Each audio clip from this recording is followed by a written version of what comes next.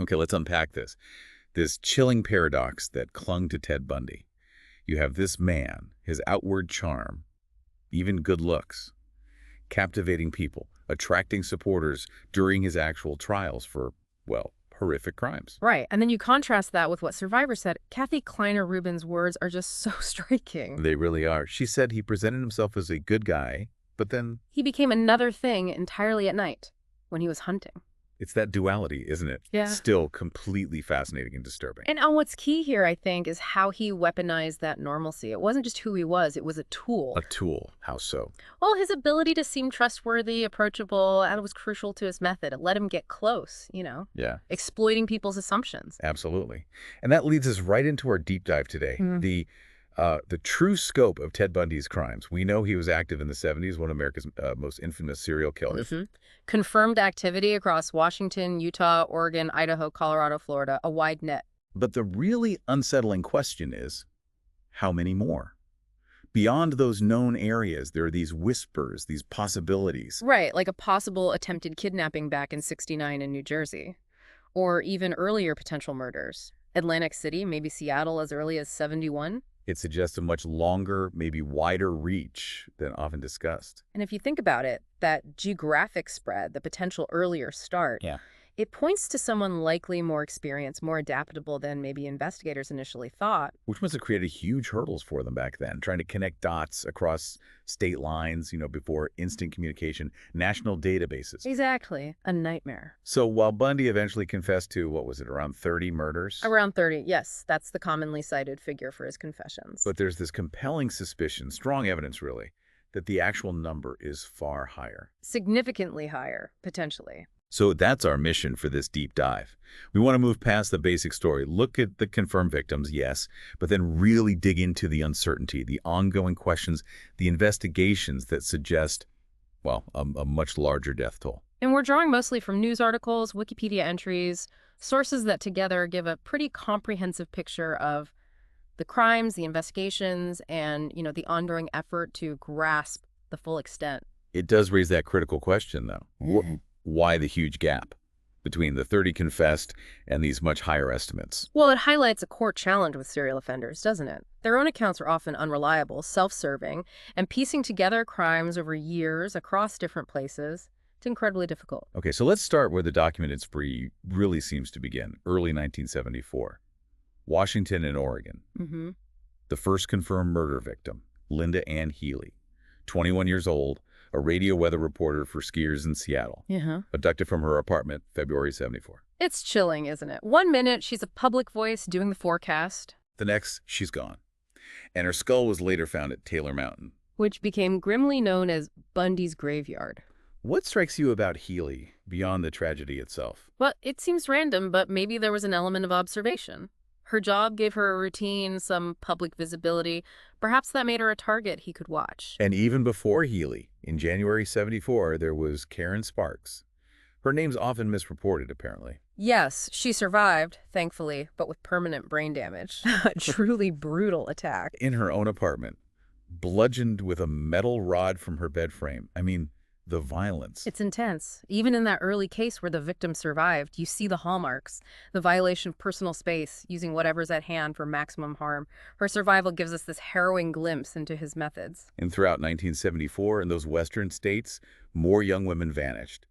Don Gale Manson, Susan Elaine Rancourt, Roberta Kathleen Parks from Oregon, Brenda Carroll Ball. And a disturbing pattern started to emerge, didn't it? Yeah, reports noted they looked similar. Young, attractive, white college students, long hair, parted in the middle. That apparent type, it suggests something deeply ingrained, maybe fantasy-driven in how he chose them. Not to oversimplify, but it points to a powerful internal trigger. Then came summer 74, the Lake Sammamish abductions. Just shocking. In broad daylight, from a crowded park. Janice Ann Ock and Denise Marie Nasland, taken hours apart.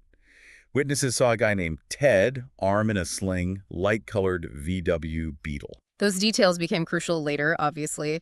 Bundy confessed to those murders eventually. Their remains, and Jorgen Hawkins, abducted the month before, were found near the park.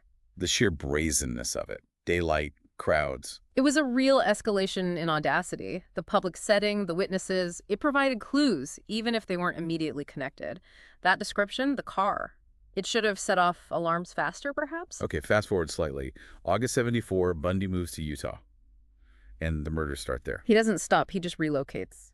Late 74 in Utah, confirmed victims include an unidentified hitchhiker up in Idaho, Nancy Wilcox, Melissa Ann Smith, Laura Ann Aim. And Nancy Wilcox's body, never found, even after Bundy supposedly told them where it was. Which just underscores his manipulation, maybe his ability to hide things. Yeah. And Melissa Ann Smith, the reports say she was beaten brutally with a crowbar. The violence seems to escalate, or at least remain incredibly high. His move to Utah shows his adaptability, his compulsion, and Wilcox's case shows his ability to conceal, leaving families without closure. Then, November 1974, a really crucial moment, the attempted abduction of Carol Durange. Absolutely pivotal. Because she fought back, she escaped, and she could identify him. And that led to his first arrest in 1975, right? His girlfriend at the time, Elizabeth Klopfer, had already voiced suspicions, and his car matched Durange's description. Exactly. Her survival and testimony were key. But tragically, the same night he attacked Durange, Deborah Jean Kent was murdered. And her remains, only partially identified years later. Her kneecap, I think, linked by DNA in 2015? Just awful. Shows how long these investigations can go on. Durange's escape really was a turning point, though. It validated the suspicions, provided that direct link. And Kent's eventual identification through DNA highlights how technology keeps pushing these cold cases forward. So early 1975, the crime spread to Colorado.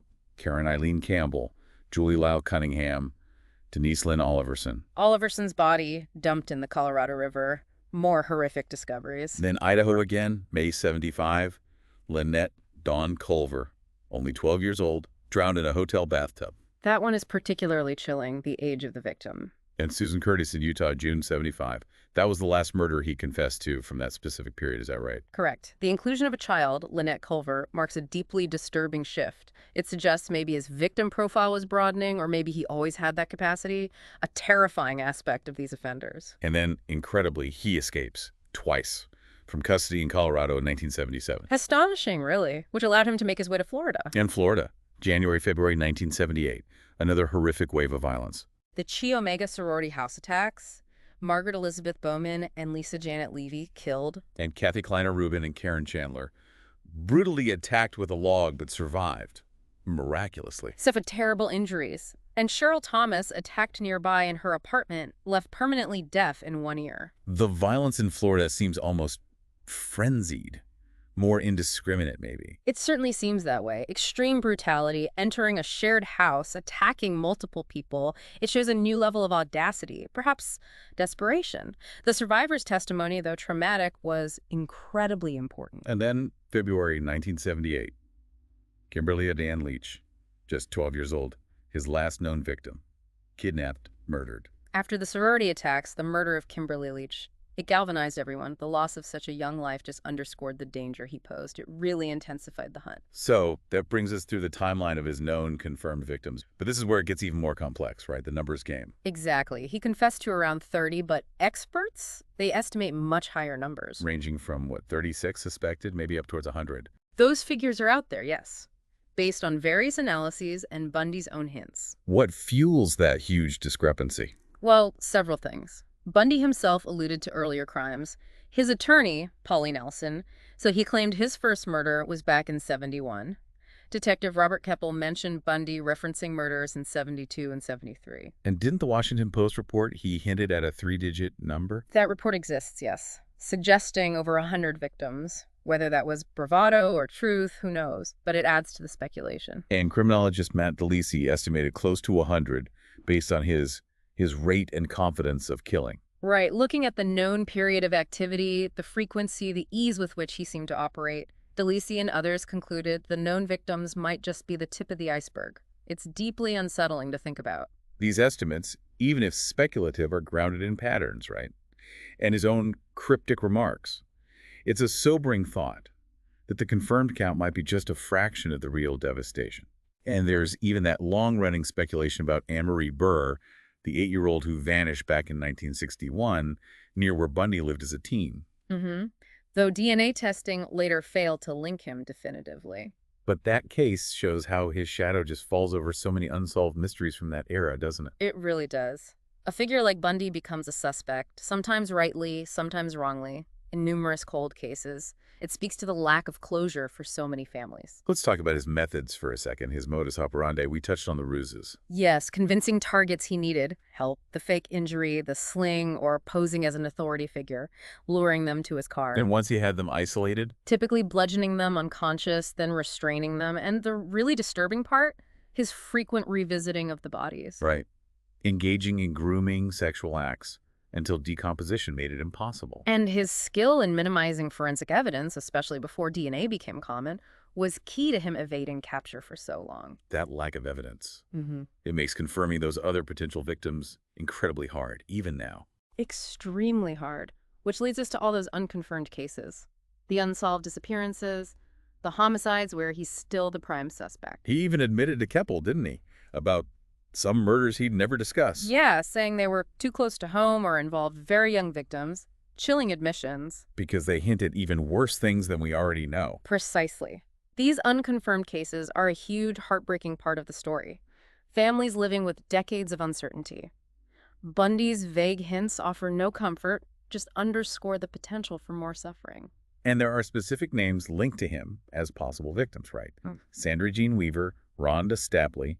She survived an attack and identified him. Yes, her account is terrifying. Others include Melanie, Suzanne Cooley, Shelley K. Robertson, Nancy Perry Baird, Deborah Diane Smith, Joy, Kathleen Harmon, many others potentially. And these all remain officially unsolved, haunting reminders of the potential scope. But there is some hope, however small. In 2011, his complete DNA profile was added to the FBI's database. For comparison against cold cases, presumably. Exactly. As forensic tech advances, there's always a chance, however slim, for a link to be made to provide answers, finally. Leading up to his execution, he started confessing more, didn't he? Though often in that weird third-person way. Yes, detachment seemed key for him. He admitted to necrophilia, gave gruesome details, revisiting scenes, applying makeup to victims, keeping severed heads. A truly disturbing window into his psychology. Horrific details, but they offer this chilling insight into the ritualistic aspect of his crimes, the depths of his depravity. But even then, he was still playing games, wasn't he? Withholding information. Trying to bargain, what some called Ted's bones for time scheme, hoping to trade information for delays in his execution. Which ultimately failed. It did, but that manipulation right to the very end shows his need for control, his utter disregard for the victims, their families. It just reinforces the likelihood he knew much more than he ever revealed. So when you look at why we can't get a definitive number, it's a mix of things. Definitely. His own lies and changing stories, the lack of physical evidence back then, his ability to change his appearance. Even his car, people describe the VW's color differently. All creating obstacles for investigators trying to link cases across states and years. He really exploited the limitations of the time. He absolutely did. So wrapping this up, while Ted Bundy confessed to about 30 murders, the evidence, the expert analysis, his own hints, they all strongly suggest the actual number could be way higher. Potentially reaching close to 100. The true scale of his terror is still partly unknown, shrouded in this really disturbing uncertainty. So the key thing for you, the listener, to take away is that the official count, it's likely just a baseline. The reality is probably much darker, much more extensive. The ongoing work, the expert estimates, they paint a far bleaker picture. You should now have a much deeper grasp of the complexities here, beyond the simple headlines. We've tried to get into the confirmed victims, yes, but also the suspected ones, the enduring questions, the impact that still resonates today. And maybe this deep dive leaves us with a final, unsettling thought to consider. Think about the lasting pain, the lack of closure for the families tangled up in those unsolved cases where Bundy is still a suspect. How does that uncertainty about the final toll shape his legacy? And what does the difficulty in counting his victims really tell us about these kinds of crimes and the huge challenges investigators face, especially before all the technology we have now? Something to reflect on.